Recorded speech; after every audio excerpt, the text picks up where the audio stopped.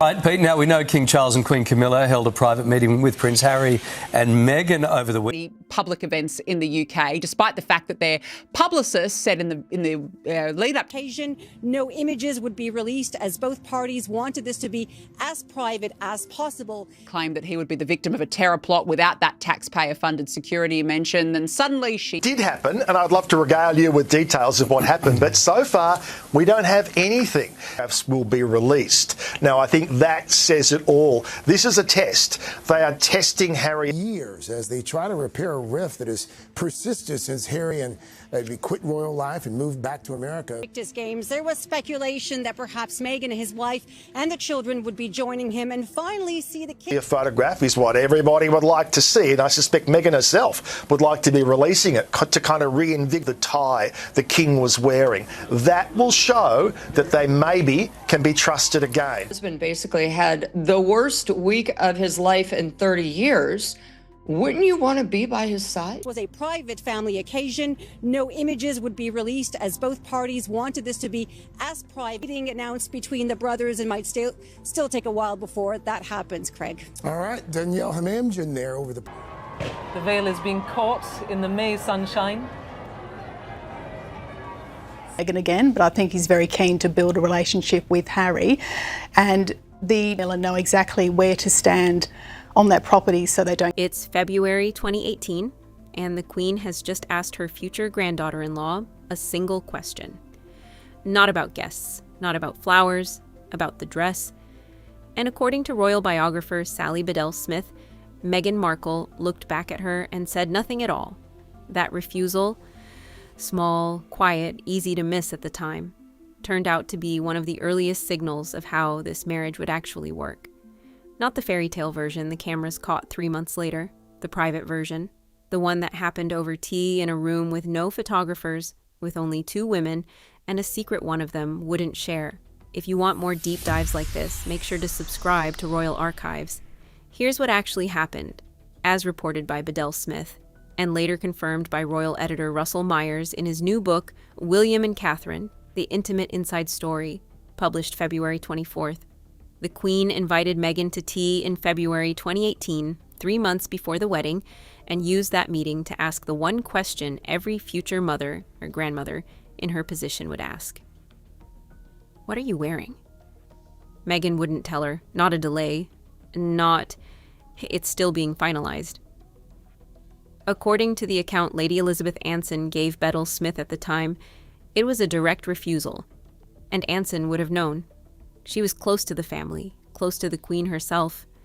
This isn't secondhand tabloid speculation.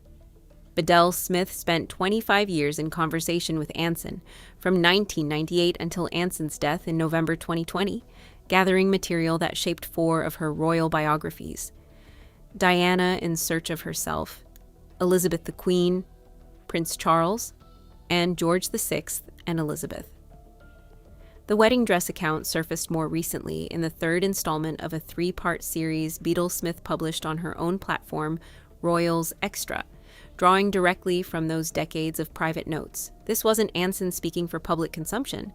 It was a friend describing what she'd witnessed, to a biographer she trusted enough to keep talking to for a quarter of a century. To understand why this mattered, you have to understand who Lady Elizabeth Anson actually was.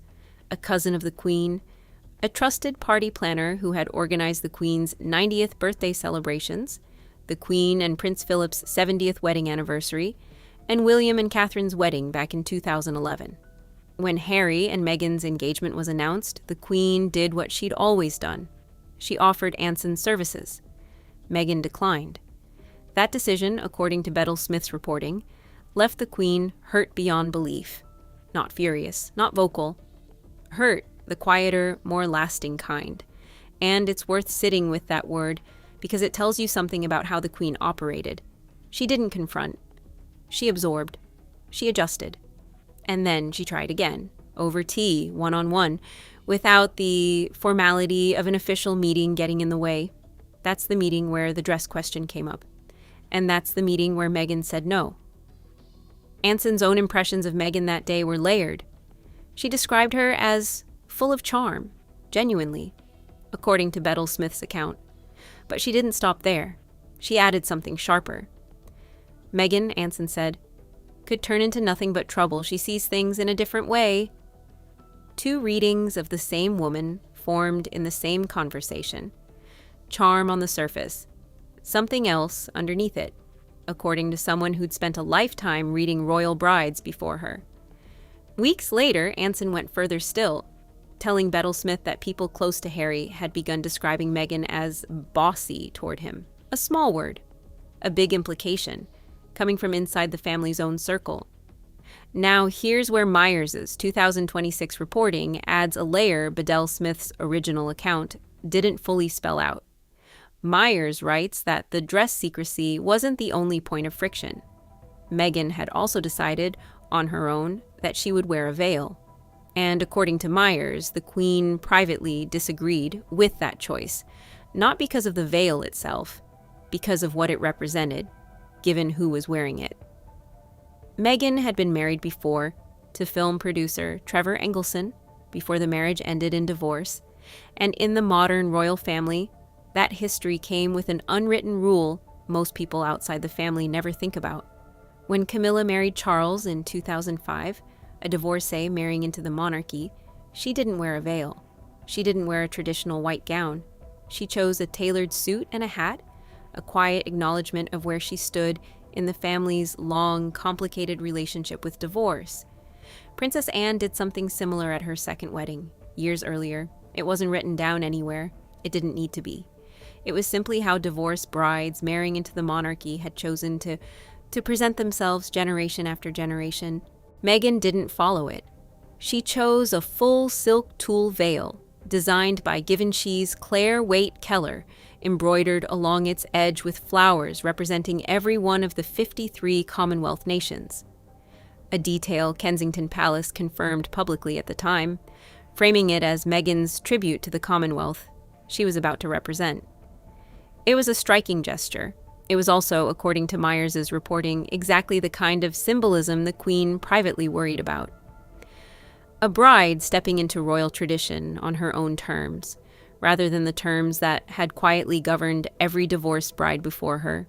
So now you have two threads running at once: a withheld dress, a disputed veil, and a grandmother who, by every account, chose to say almost nothing about either.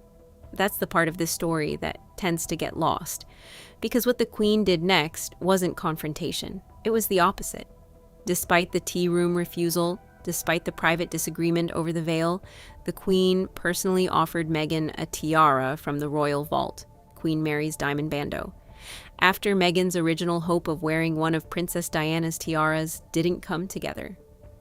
A woman who had just been shut out of a conversation about her own family's wedding, who privately disagreed with a major symbolic choice her future granddaughter-in-law was making, still walked into a vault and handed over a piece of the family's own history.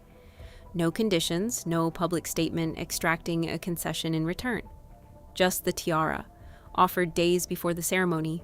That's not the story anyone told in May 2018. What the public saw was the finished version. Meghan walking into St. George's Chapel, Windsor, on May 19, 2018. That veil trailing behind her, 600 guests inside, and millions more watching around the world. Flowers from 53 nations stitched into silk, catching the light. A tiara from the Queen's own collection sitting on her head, like it had always belonged there. Nobody watching that broadcast had any idea a tea room refusal had happened 3 months earlier, but it turns out the story didn't stay behind closed doors forever. And what surfaced years later goes further than the tea room. According to royal biographer Ingrid Seward, writing in her 2023 book, My Mother and I, the Queen did eventually say something. Not to Meghan, to Lady Anson in one of their regular phone calls. Seward writes that the Queen rarely voiced her true opinions about Harry's wife to anyone outside that small circle of confidants. But when she did, on this occasion, the verdict was blunt. The dress, the Queen said, was too white. In her view, Seward writes, that shade of white was not appropriate for a divorcee getting remarried in church. The same objection Myers later attaches to the veil, Seward attributes directly to the gown itself, in the Queen's own words, relayed through the one person Meghan had turned away from helping in the first place. Royal historian Hugo Vickers, in his own 2026 book, Queen Elizabeth II, A Personal History, adds a separate detail from a source close to the monarch. The dress, he was told, had ungainly shoulders, and the Queen's broader attitude toward the wedding itself, according to that same source, came down to a single resigned line: "You get on with it. It's nothing to do with me." Vickers also writes that the Queen had privately suggested Harry wait a year before marrying, advice he didn't take. The wedding went ahead 6 months after the engagement was announced.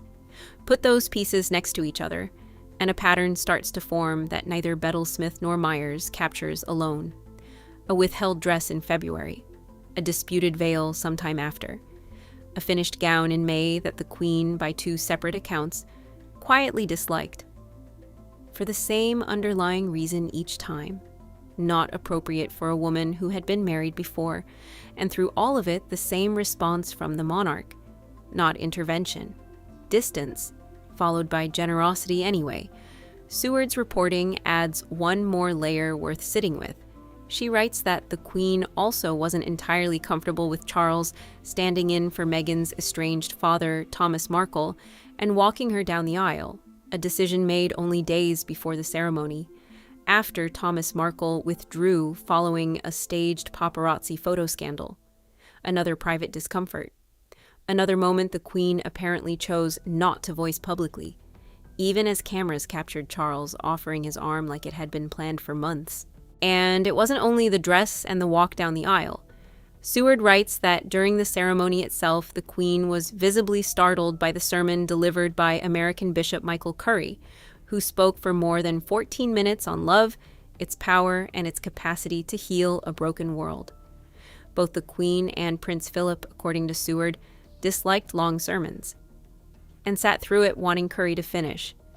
It was a small, human reaction, tucked inside a ceremony most viewers remember as flawless. One more moment where the day looked seamless from the pews and the cameras, and felt considerably less so from where the Queen was actually sitting. None of this reads as anger. That's what separates it from every other version of this story that circulated online. Seward, Vickers, and Bedell Smith each describe the same woman responding the same way to a string of small frustrations: a withheld secret, a disputed choice, a dress she didn't love, a father figure filling in at the last minute. Not one recorded outburst, not one public correction, just a grandmother who kept her opinions inside a tight circle of trusted friends, and kept showing up anyway, tiara in hand. But the pattern didn't end at the wedding. According to Bedell Smith's later reporting from those same Anson conversations, Harry himself was, at one point, rude to her for 10 minutes. A moment Anson witnessed directly and relayed with visible discomfort. And when Harry and Meghan announced their departure from royal duties in January 2020, Anson told Bedell Smith the Queen was not at all content with the decision. Not devastated in the way headlines later framed it, not furious either. Just, once again, quietly unhappy with a decision made without her. The same shape of response the dress refusal had produced 2 years earlier, playing out again on a much larger stage. The pattern set in that tea room in February 2018 didn't stay contained to a wedding. It became, according to Anson's own account, the way this entire relationship kept unfolding. What this moment reveals, more than anything, is how the Queen actually handled conflict inside her own family, with tea with a quiet question. And when that question went unanswered, with a tiara handed over regardless, because whatever she felt privately, the wedding was still going to happen, and she'd decided the family's unity mattered more than winning an argument about a dress. Whether Meghan ever learned what the Queen told Lady Anson afterward isn't something any of these 3 sources address. Neither is whether the 2 women ever discussed the dress again, once the wedding was behind them. What's actually documented is narrower, and in some ways more striking for that. A meeting, a refusal, a private verdict, delivered only to a lifelong confidant, and a tiara offered anyway 3 months after the question that started it all went unanswered. That's the story Bedell Smith first reported, that Seward and Vickers later filled in from different angles, and that Russell Myers has now placed inside a much longer account of William and Catherine's own marriage, a book that keeps circling back to what the family's quieter decisions reveal about who was willing to bend and who wasn't. What still isn't fully clear is whether the Queen's private view of the dress ever reached Meghan directly, in any form before or after the wedding, or whether it stayed exactly where the Queen apparently intended it to stay, inside a phone call with an old friend. If more on that surfaces, that's where we're headed next. Subscribe to Royal Archives so you don't miss it.